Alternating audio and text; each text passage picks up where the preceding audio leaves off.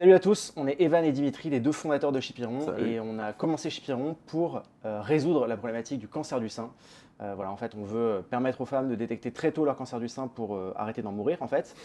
Et pour faire ça, on fabrique une nouvelle génération de machines IRM de dingue qui sont 10 fois plus petites, 10 fois moins chères, super simples d'installation, et on va vous raconter comment est-ce qu'on a eu cette idée. La phase d'idéation, c'est super important dans la vie d'une startup parce que, en fait, en fonction de l'idée qu'on a, on va s'attaquer à un marché qui est plus ou moins grand, plus ou moins explosif, et ça va vachement conditionner le potentiel de succès de la boîte. Même si c'est possible de réussir dans tout un tas de marchés, dans tout un tas de situations, la qualité de l'entrepreneur, elle est hyper importante. Malgré tout, un super marché, ça va très probablement faire une super boîte, et un marché de merde, ça va être très compliqué. Et donc, bah voilà, on va vous raconter, nous, comment est-ce qu'on est arrivé à l'idée de Chipiron, et vous allez voir, ce n'était pas du tout aussi abouti et bien formulé au début que ce que c'est maintenant quand je le dis à la caméra. Ouais, l'idéation, c'est un process en fait où il y a beaucoup d'essais-erreurs. Tout a commencé en mars 2020. C'est là où on s'est rencontré avec Evan. On était dans un programme qui s'appelle Entrepreneur First. On leur doit beaucoup. C'est un super programme, donc on vous racontera un peu de J'ai quoi il d'ailleurs fait s'agit. déjà une vidéo à ce sujet, donc tu peux aller voir sur ma chaîne. Voilà. Et donc c'était mi-mars 2020. Et en fait, on se souvient même de la date. C'était le vendredi 13 mars. Pourquoi on se souvient de cette date? Parce que donc c'était un vendredi. Et en fait, le lundi d'après ce vendredi, 3 jours après, c'est là où on a été confiné pour la première fois pour le Covid. Et ouais, Donc voilà. Et on a créé la boîte dans ce contexte. Donc on s'est rencontré avec Evan ouais. ce fameux vendredi. Donc on était dans un bar à Paris, dans un joli parc, un très beau cadre. On était une soixantaine de personnes et c'était le kick-off day. Donc on s'est rencontrés là. Donc voilà, on réseaute, on boit des cafés, on essaie de trouver des affinités. Et puis très vite, le soir de cette journée-là, on avait déjà parlé, Evan et moi, avec pas mal de monde. Et on a commencé à discuter tous les deux. Et en quelques minutes, on a en fait grave déliré. Moi, j'ai trouvé ce gars complètement dingue, hyper sympa, mais aussi complètement différent, un peu taré. Et il m'a déjà parlé de ses premières idées, dont tu vas nous parler juste après. Et même, c'était même pas juste une question d'idée, c'était une question vraiment d'affinité humaine. À la base, je me suis dit, j'ai envie de bosser avec ce gars. Ouais, ça c'est hyper important pour moi. Tout le monde réfléchit pas exactement comme ça. Il y a des gens qui démarrent. Parce que donc là, on parle de boîtes où il y a une association. Je pense que en tout cas, nous, c'était vraiment ça. Et c'était une association parce que, pour plein de raisons, quand on fait un truc très ambitieux, très tech, c'est compliqué d'avoir une personne qui incarne tous Ouais, les rôles à la tête de la boîte. Donc, on se parle avec Dimitri. Moi, j'adore sa personnalité. Et en plus, il s'avère qu'il a un profil qui est très tech. Moi, je suis ingénieur de formation. Dimitri, il est physicien. PhD, beaucoup plus expert que moi d'un domaine. Et donc, on se dit assez naturellement que ça va être une bonne idée d'utiliser cette force dans notre processus d'idéation. On arrive avec, quand même, dans la conversation avec une idée chacun, auquel on avait un petit peu réfléchi chacun de notre côté. Moi, ça faisait pas mal de temps que déjà j'étais entrepreneur et que je voulais monter une grosse boîte. Donc, je suis vraiment arrivé avec la volonté de faire un truc à impact positif, gros. Donc, ça, c'était un peu mes contraintes dans le début de la réflexion. ouais. Et mes premières idées étaient pas tout à fait dans cette vibe-là, mais quand même, voilà, j'avais réfléchi avant de rencontrer Dimitri à quel projet je voulais m'attaquer là à l'occasion d'Entrepreneur First. Et je suis arrivé avec une première idée, je pense de merde, mais qui vaut le coup On d'être pouvait dit pas quand le même. savoir à l'époque. Voilà, je suis arrivé en me disant, bon, il y a un truc qui est. Voilà, donc moi qui avais une très faible expérience de salarié ou de recrutement, j'avais cette conviction que dans le recrutement, les recrutements les plus pertinents, ils venaient en général d'une cooptation. Parce que je me disais, c'est quand même. Voilà, le recrutement, on sait que c'est un gros poste de dépense dans les boîtes. C'est-à-dire, je le sais maintenant, on est plus d'une trentaine de personnes à Chipiron. C'est une vraie problématique. Ça prend du temps, ça coûte beaucoup d'argent, il y a les headhunters. Quand tu prends quelqu'un, quand il arrive, les premiers mois, il n'est pas complètement. Ça lui prend du temps de ramp up. Donc, il faut le former. Voilà, il y a pas mal d'investissements côté de la boîte. Et si jamais ça ne marche pas au bout de quelques semaines, quelques mois, on se rend compte que la personne n'est pas pertinente, on la vire. En fait, c'est vraiment été un net loss pour la société. Et en général, les recrutements qui se font via cooptation, ils ont plus de chances de réussir parce qu'il n'y a pas de frais de headhunting. En général, il y a une proximité culturelle entre la personne qui te recommande et la personne que potentiellement tu vas recruter. Donc, l'onboarding peut être plus simple. Donc, je me disais, faisons un soft, un SaaS, qui, en gros, permet de scaler le recrutement par cooptation. Donc, je propose ça à Dimitri. Toi, tu avais une autre idée quand on s'est rencontrés. Ouais, en fait, quand Evan me propose cette idée, moi, le premier truc, je me dis, attends, moi, je suis physicien. J'avais fait une thèse sur les supraconducteurs. C'était une thèse très fondamentale. Je regardais vraiment de théorie. Moi, je regardais des mécanismes microscopiques, donc des modèles mathématiques pour étudier ça. Et je dis ça parce que comme j'avais ce background, bah, moi, j'avais envie de faire un truc super scientifique, quoi, vraiment de sciences fondamentales. Et Evan me dit ça. Moi, je dis, mais j'y connais rien. Tout ça, il va falloir probablement coder, ce que je ne savais pas faire, ou très peu. Et voilà, il y aura probablement des outils d'intelligence artificielle que je maîtrise absolument pas. Mais je me suis dit, après tout, pourquoi pas? Il faut essayer. Donc, on a commencé à bosser là-dessus. On a bossé Ouais. là-dessus quelques semaines, je pense, peut-être une ou Ouais, deux semaines. ouais, 1 ou 2 semaines. Et en fait, là, quand le confinement a kické, à IF, ils nous ont vachement poussé à ne pas aller explorer des industries qu'on ne connaît pas. Ce qui est Ouais. du coup notre cas, hein. Dimitri disait qu'il n'avait pas spécialement d'edge là-dessus. Moi, j'avais pas une grande expérience de salarié ou d'employeur. Euh, et concentrez-vous vraiment sur vos assets, sur vraiment ce que vous savez faire. Et donc, dans notre duo, ce qui était évident, c'était que Dimitri avait cette expertise sur les matériaux Supra, donc un réseau existant autour de cette thématique. Et donc, ils nous ont vraiment poussé à laisser tomber cette première idée, qui était probablement une mauvaise idée pour plein de raisons que je pourrais détailler, et de nous concentrer plutôt sur cet asset-là qui permettrait, parce que voilà, on ne savait pas comment est-ce que le monde allait réagir avec ce confinement, combien de temps ça allait durer, comment est-ce que ça allait Ouais. affecter le marché de l'emploi, est-ce que les gens allaient réagir, parce qu'au début, quand tu commences ta boîte, le premier truc que tu veux faire, ça c'est un point important dans la phase d'idéation, tu veux parler à un maximum de gens dans l'industrie que tu vises. Tu veux parler à des potentiels prospects, tu veux parler à des gens qui travaillent déjà dans cette industrie, tu veux avoir du feedback de le plus de gens possible, tu veux commencer à recruter un peu du talent dans cette industrie, enfin, voilà, et si tu connais personne dans cette industrie, ça va être plus compliqué, on ne savait pas comment ça allait réagir. Donc, on se dit, bon, regardons de plus près quand même cette histoire de matériaux Supra qui de base fait un peu peur. On se dit putain, c'est un peu loin du vrai marché. Mais on a commencé à regarder, on a commencé à avoir quelques idées d'application des matériaux Ouais. Supra. Je vais en parler tout de suite. Juste avant, je vais mentionner deux, trois idées que j'avais aussi en arrivant à Entrepreneurs First, dont on a parlé avec Evan, sans trop rentrer dans les détails. Mais pour vous dire à quel point parfois on peut avoir plein d'idées avant de trouver la bonne. Ah, il y a vraiment une divergence nécessaire au début. Ouais, et en fait, c'était des trucs. Alors, il y avait une idée sur laquelle j'avais un petit peu bossé quelques mois auparavant. Alors, ça vient de mon passé de chercheur. C'est que je me demandais comment faire pour résoudre le problème des frais Ouais. d'abonnement à des journaux. Scientifique, Des scientifique. journaux scientifiques. Le fait que, pour ceux, vous savez probablement pas tout ça, mais les universités, par exemple, publiques en France, dépensent un fric invraisemblable dans des abonnements pour pouvoir lire les journaux, Physical Review, Nature, voilà, et plein d'autres journaux moins connus. Et en fait, c'est une industrie que moi personnellement je trouve que c'est des rapaces absolus hein, qui chargent des frais voilà, complètement délirants pour un travail qui en fait est fait par les chercheurs parce que c'est les chercheurs qui écrivent le contenu, Ouais. c'est eux qui se reviewent les uns les autres gratuitement, c'est même eux qui font la plupart du travail d'édition. Bref, et je me suis dit c'est pas normal, donc j'ai réfléchi à comment faire pour adapter des réseaux sociaux de chercheurs qui existent déjà, comme par exemple ResearchGate ou Academia.edu, pour les transformer en un produit commercial un peu plus grande échelle Ouais. et pouvoir s'en servir comme publié. Bref, pour des tonnes de raisons, il n'y avait pas de business model en fait pour faire ça, donc c'est trop compliqué.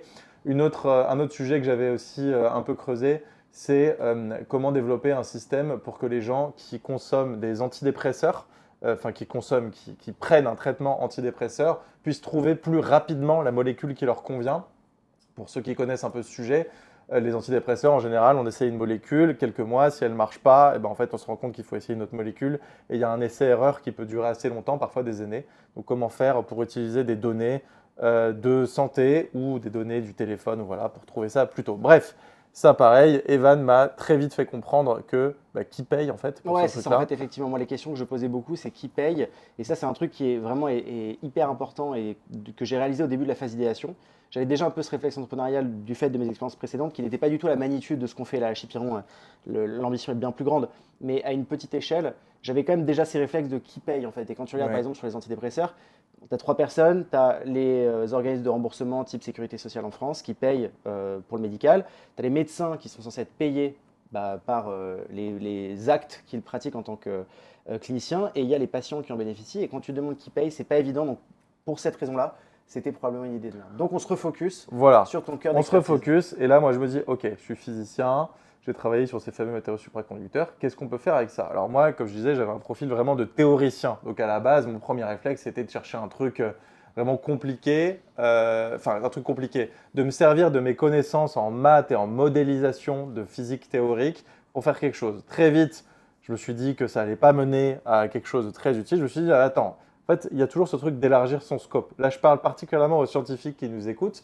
Quand on a une formation scientifique, on a tendance à se dire, alors moi, je suis expert de un truc particulier. Voilà, moi, c'était les modèles phénoménologiques des fluctuations près des points quantiques critiques dans les supraconducteurs. Bon, c'est hyper spécifique. Et en fait, je me suis dit, ok, mais en fait, plus largement, je suis un scientifique, j'ai une culture un peu plus vaste que ça aussi de la science. Et puis, ces fameux matériaux supraconducteurs que j'étudie, après tout, je connais un ou deux trucs dessus. Donc, j'ai commencé à me dire, ok, les supraconducteurs, ces matériaux, on s'en sert pour quoi aujourd'hui? Aujourd'hui, la première utilisation des matériaux supra dans la vraie vie, dans l'industrie, c'est pour faire des gros aimants. C'est pour faire en général des gros câbles dans lesquels on met plein de courant. Alors ça sert soit à faire des amenées de courant, ou soit ça sert à faire des gros aimants. Et il y a deux industries dans lesquelles on fait des gros aimants. Aujourd'hui, il y a l'industrie on va dire, je vais mettre dans le même tas les réacteurs à fusion nucléaire et les accélérateurs de particules, mais tout ça, c'est des projets de très grande échelle, en général des gros consortiums étatiques. Il y a déjà des startups qui existent, par exemple, dans le domaine de la fusion nucléaire, il y en a même quelques-unes. C'est des domaines très capitalistiques, voilà, où il faut lever des centaines de millions d'euros pour ne serait-ce que commencer. Ouais, donc à cause de ça, on a rapidement écarté ce genre de projet. C'était Voilà. pas l'ambition qui manquait, mais sérieusement, si on est 2 minutes sérieux, sans track record, quand tu es un nobody, c'est impossible d'aller lever 50 millions en seed pour commencer à faire une petite preuve de concept, parce que c'est ce genre de montant dont il s'agit. Ça aurait été très très stylé. Moi, j'en ai pas parlé, mais dans ma réflexion, alors c'est un peu, je suis arrivé avec cette histoire de RH là qui sert à rien, mais sinon, de manière générale, quand on me posait la question, les domaines qui m'intéressaient, c'était vraiment le climat et la santé. Donc là, on va arriver sur la santé avec Chipiron évidemment, mais là, la fusion nucléaire, moi, ça me parlait beaucoup parce que, en fait, climat, c'est une source d'énergie potentiellement complètement verte. Très compliqué à mettre en place, mais avec une promesse phénoménale.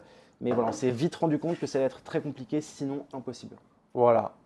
Et donc, en fait, dans ces fameux supra, on disait on pourrait faire des accélérateurs de particules, des réacteurs à fusion ou des IRM. Alors, on a commencé à regarder le sujet des IRM, Exactement. mais des IRM telles qu'elles existent aujourd'hui. Les grosses machines, en fait, dans une IRM, il y a un gros aimant qui est fait avec des supraconducteurs. Si on ouvrait la carcasse d'une IRM, il y a des câbles, il y a un très très gros aimant supraconducteur au cœur qui fait l'essentiel du volume et du poids de la machine. Et autour, il y a énormément d'hélium liquide, qui est un liquide compliqué à fabriquer, qui permet de maintenir à 4 Kelvin, donc 4 degrés au-dessus du zéro absolu, l'aimant pour qu'il soit en état supraconducteur. C'est ça une machine IRM aujourd'hui dans un hôpital.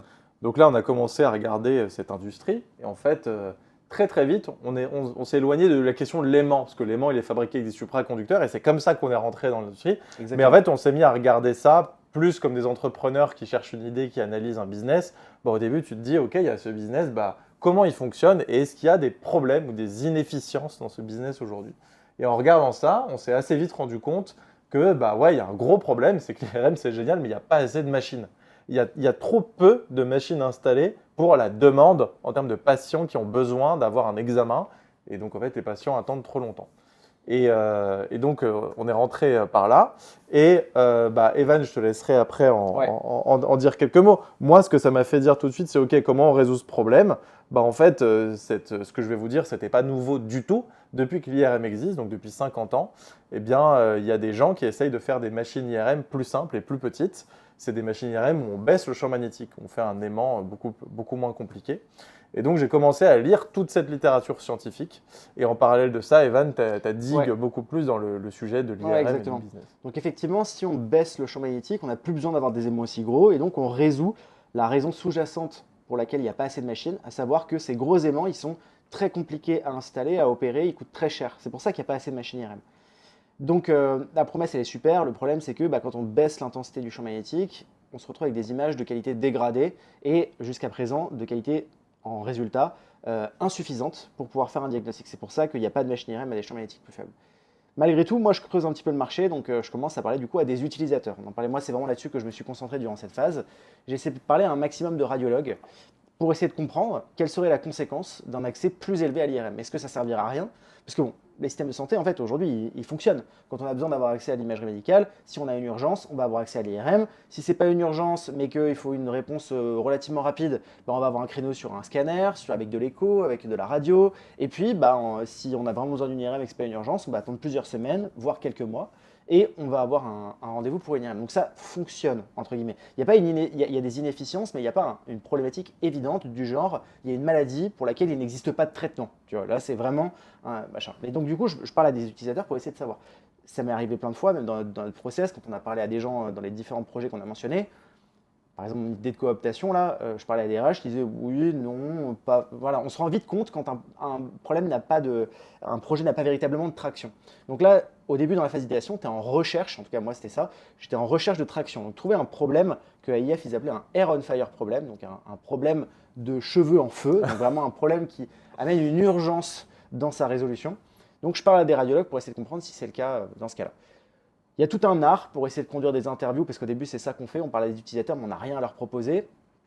Si tu leur pitches direct ton idée, souvent ils vont pas avoir envie de te blesser, donc ils vont dire ouais c'est cool, ça bande un peu mou comme ça, donc c'est compliqué. Donc il y a véritablement un art pour essayer de tirer les infos sans trop biaiser les gens à qui tu parles. Il y a un livre qui est super à ce propos qui s'appelle The Mom Test, c'était ça qu'on lisait à l'époque à IF, où ils t'apprennent à conduire des interviews tellement bien menées que même ta mère te dirait la vérité, parce que ta mère c'est vraiment l'archétype de la personne qui ne voudrait pas te décevoir et te blesser.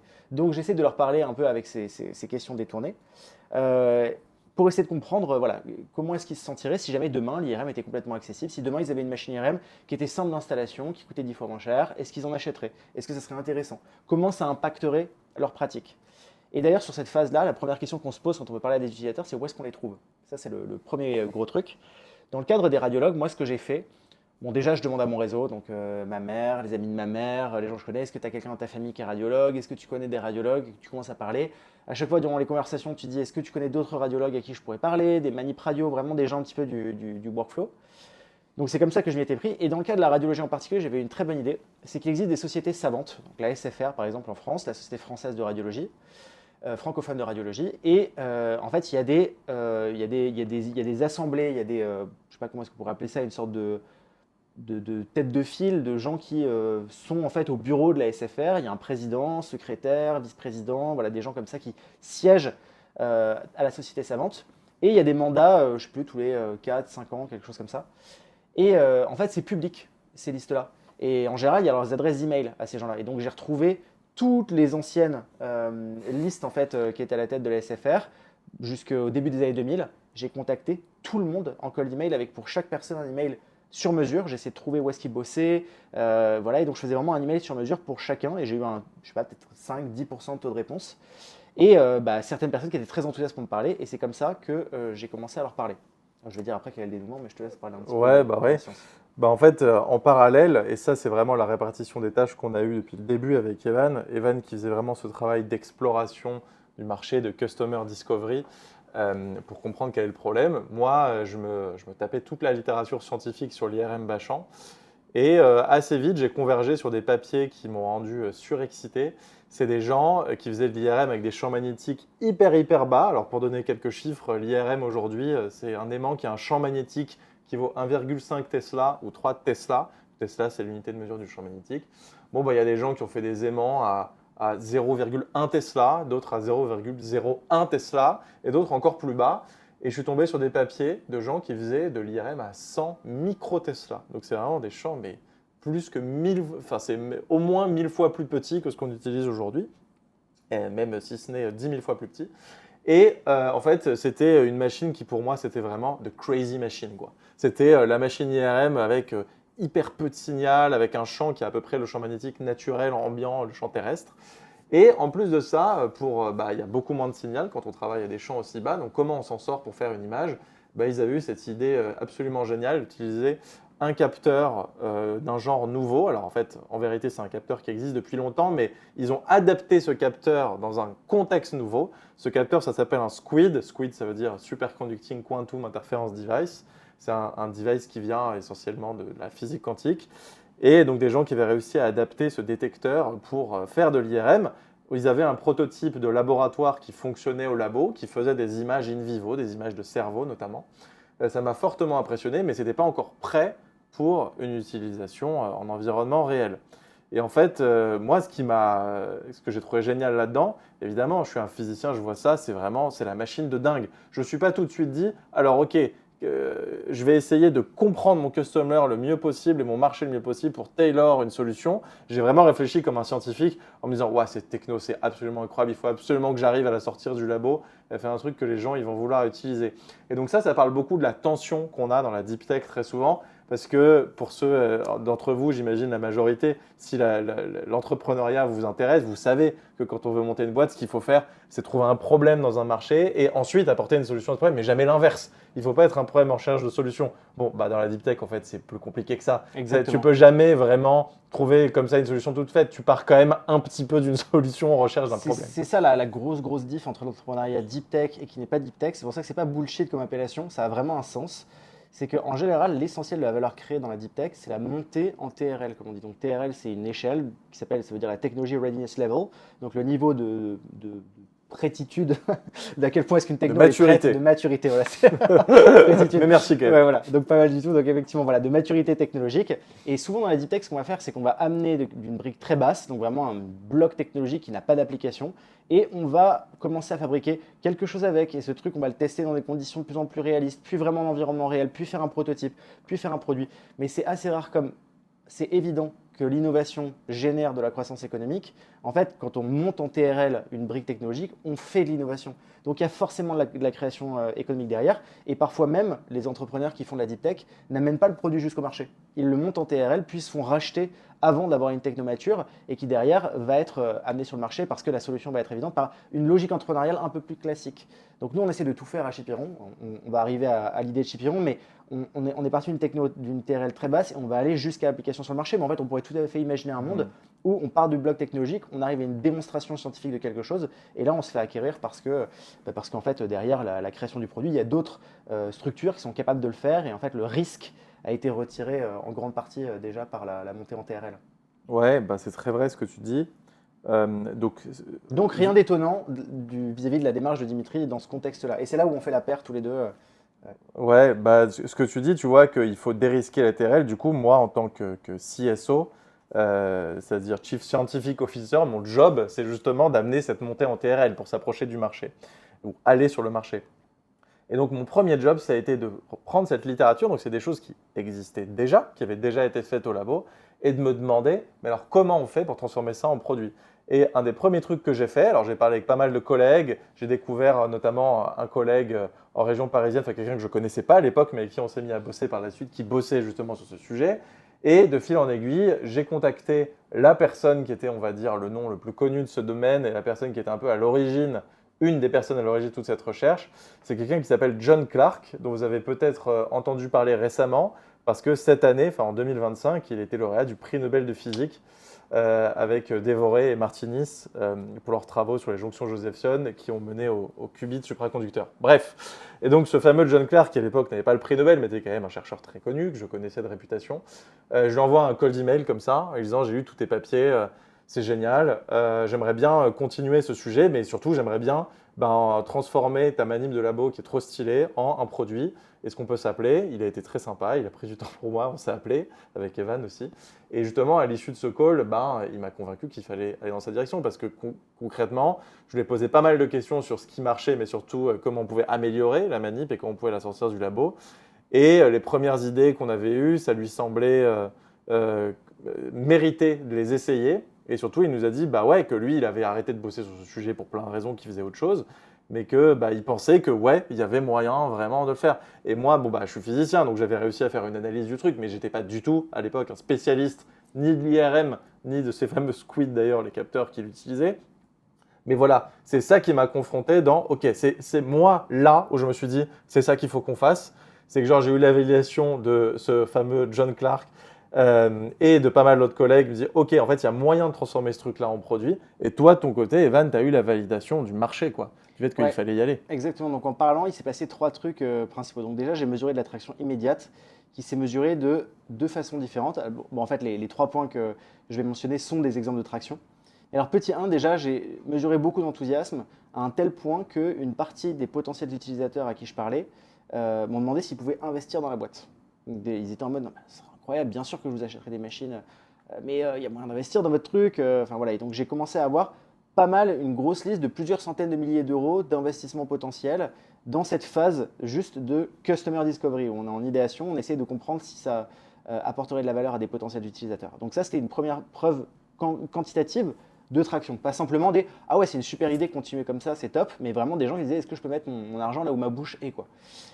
Deuxièmement, j'ai eu un très gros KOL. Donc un KOL, c'est un Key Opinion Leader, donc quelqu'un qui fait la pluie et le beau temps dans la radiologie en France, qui lui s'est pris d'un enthousiasme délirant vis-à-vis de ce projet. Donc quelqu'un qui avait une 60aine d'années, qui avait été président plusieurs fois à la Société française de radiologie, qui m'a dit toute ma carrière, l'apogée, ça sera quand votre IRM sera sur le marché. Donc vraiment, il nous a présenté à tout le monde. Il a complètement mis sa social proof on the line pour nous. et il s'est vraiment mis comme porte-étendard de la bonne parole de cet IRM bâchant qui va venir multiplier les usages, etc. Donc ça, c'était vraiment une deuxième preuve de traction. Et la troisième, c'est du coup, je me suis dit, OK, le truc le plus intéressant que je pourrais donner à des investors, parce qu'on savait que ce projet allait nécessiter de l'investissement extérieur, il allait falloir du capital pour créer des protos, etc. Donc il allait falloir exciter des investisseurs avec leur langage. Un truc qui est important pour des investisseurs, c'est soit des pré-orders, soit… en gros, ils veulent des customers qui achètent déjà le truc. On ne peut pas vendre une machine IRM qui coûte plusieurs centaines de milliers d'euros en avance alors qu'il va falloir entre 5 et 10 ans de développement. Ce n'est pas possible. Donc le truc qui s'en rapproche le plus qu'on peut faire, c'est des lettres d'intention d'achat qui ne sont pas binding, donc ce n'est pas contractuellement engageant, mais n'importe quelle personne qui essaie de récupérer la signature de quelqu'un qui pèse et qui est un decision maker sait que ce n'est pas chose aisée et que si on y arrive, c'est qu'il y a bien un fond de vérité quant à l'attraction. Et donc j'ai réussi à faire signer plus d'une centaine de machines IRM qu'on ferait à un prix hypothétique de 450 000 euros unité. Donc ça faisait un bon de commande théorique, virtuel, de 45 millions d'euros. Et ça, c'est un truc que j'ai utilisé aussi, qui a été pour moi, tant pour convaincre des investisseurs que pour me convaincre moi-même, parce qu'avant de convaincre des investisseurs, c'était nous deux qui fallait qu'on convainque que c'était le bon sujet sur lequel investir les prochaines années de notre vie. Moi, ça cochait la case ambition, impact positif, santé, la traction commerciale, ça fonctionnait. Et visiblement, côté physique, c'était pas mal aussi. Est-ce que tu veux parler aussi de juste… Donc là, il y avait Clark qui a validé théoriquement l'approche. Et après, comment est-ce qu'on est arrivé vraiment à ce que nous, on fait à Chipiron? Il y avait quelques petites différences entre ce que lui, il a fait qui a amené à ce que tu crées. Alors, ce serait carrément l'objet d'une autre vidéo. Dites-nous en commentaire si ça vous intéresse. Ce sera l'occasion d'un petit cours de physique. Mais il y avait justement comment on fait pour transformer une manip de labo en un produit. C'est extrêmement compliqué, évidemment. Et il y avait des choses vraiment… très bas niveau sur la physique et l'ingénierie, très bas niveau du système qu'il fallait changer. Et donc, pour un peu mettre mes idées au clair et aussi pour commencer à construire les premières briques de valeur de la boîte, j'ai écrit puis en fait plutôt 2 premiers brevets pour protéger l'idée, mais c'est aussi vraiment pour formaliser tout ce que j'avais vu qu'il fallait changer sur la manip pour amener aux produits futurs. Donc ça, c'était vraiment les premières briques. D'écrire ces brevets. Ça me fait penser aussi d'ailleurs, encore une fois, dites-le nous en commentaire si vous voulez qu'on fasse un sujet plus lié à la propriété intellectuelle, à quoi ça sert, comment on écrit un brevet, pourquoi, etc. C'est des sujets qui sont importants. Mais en tout cas, une fois qu'on avait ça, à la fois la preuve côté marché et la preuve côté technologique, moi je pense que c'est vraiment la combinaison de ces 2 briques qui nous fait dire ok, en fait, Chipiron, ça va être ça. On n'avait pas encore le cas d'usage. C'est ce que j'allais dire. Mais ça, on en parlera une autre fois. Comment on arrive à avoir un cas d'usage. Mais en tout cas, même sans avoir le cas d'usage, on savait qu'il fallait augmenter le nombre de machines IRM en opération. Il fallait qu'il y ait plus de gens qui fassent des IRM plus souvent pour plein de raisons. Et donc, on allait commencer à construire un premier démonstrateur de cette machine pour après choisir un cas d'usage. Mais ça, on vous en parlera une prochaine fois. Exactement. Et il nous aura fallu quasiment 5 ans pour arriver à la conviction d'un cas d'usage. Donc, au début, c'était construire cette nouvelle génération de machines IRM. Et à quoi est-ce qu'elle va servir précisément? On verra plus tard. Bon, c'est pas mal pour un premier épisode sur l'idéation. J'espère que vous avez appris des choses. C'est comme ça que ça s'est passé chez Chipiron. Et on a tout un tas de sujets dans le pipe qu'on va développer avec vous sur comment est-ce qu'on a fabriqué cette boîte qui aujourd'hui emploie plus de 30 personnes et a levé quasiment 25 millions d'euros à ce jour. Voilà. Pas mal d'histoires à raconter. Mais pour finir, parce que là, on a soulevé beaucoup de choses qui étaient un peu difficiles et compliquées. Pour finir sur une note, je trouve assez positive. Dites-vous, même si ça a mis 5 ans à faire tout ça, la phase d'idéation, en fait, elle est très courte. Elle peut aller très très vite. Parce que on a mis en mars, je rencontre Evan, juste on se rencontre pour la première fois de notre vie et on n'avait aucune idée, enfin que des idées à la con comme on a raconté au début. Et au moment où on a décidé que c'était Chipiron qu'on allait faire, on était genre en juillet. Maximum. Mars, avril, mai, juin, juillet, c'était 5 mois. En fait, 5 mois contre, vous voyez qu'en 5 mois, mais par contre, nous deux, surtout Evan, téléphone avec 20 personnes par jour. 30 personnes par jour. Il faut y aller, quoi. Il faut faire du volume. Et il ne faut pas se bullshiter soi-même parce qu'on a toujours très envie de tomber amoureux de son idée, de tomber amoureux d'une solution, d'avoir envie que ça fonctionne, d'écouter que les signaux qui réaffirment ce qu'on pense. Il faut faire du volume. Il faut faire du volume, il faut essayer de ne pas se bullshiter, il faut être le moins biaisé possible. Et voilà, c'est vraiment le secret de cette phase d'idéation qui, encore une fois, est critique parce que le marché qu'on va choisir va déterminer la magnitude du succès potentiel de la boîte. Voilà, c'est tout pour aujourd'hui. À la prochaine. Ciao. À la prochaine.